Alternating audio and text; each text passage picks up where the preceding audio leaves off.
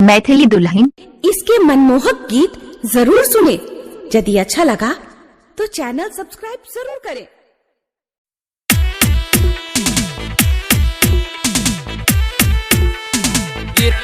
पूरी गिरता सब दौड़ा लेके दौड़ जाता से पूरी गिरता। मधुबनी प्रेजेंटेड बाय दुल्हन म्यूजिक। सभे दौड़ा लेके दौड़ल जाता सखी दहुरी से पूरी गिरता। सखी दहुरी से पूरी गिरता।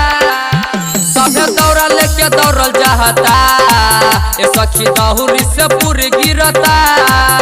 सब जाए तो घटिया रे निक लागे तो पनिया रे। सभे बहम धमाका करता छठी मैया के पूजा करे। सभे दौड़ा लेके दौड़ल जाता सखी दहुरी से पूरी गिरता। सखी दहुरी से पूरी गिरता। सभे दौड़ा लेके दौड़ल जाता सखी दहुरी से पूरी गिरता।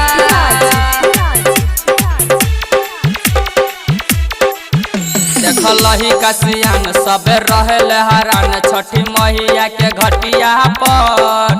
केहू नारियल चढ़ावे मैया के पुकार गंगा चहल में खड़ा होके।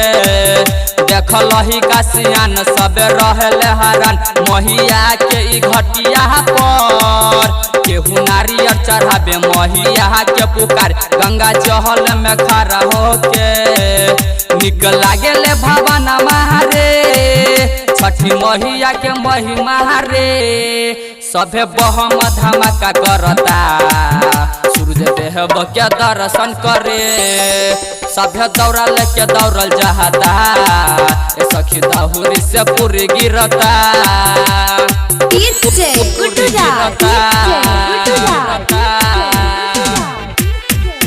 सभे दौड़ा लेके दौड़ल जाता सखी दहुरी से पूरी गिरता। अखन अहाँ सब सुन रहल छी मदनेश्वर स्थान मदना से दुल्हन म्यूजिक की शानदार प्रस्तुति। कहे सोमन गणेश फिरी दहन नजर राजा बाबू पर कृपा कर। मनोज आस लगने बात कहले विकास बहने विनती तू हमर सुन। कहे सोमन गणेश फिरी दहन नजर राजा बाबू पर कृपा कर। मनोज आस लगने बात कहले विकास मैया विनती तू हमर सुन।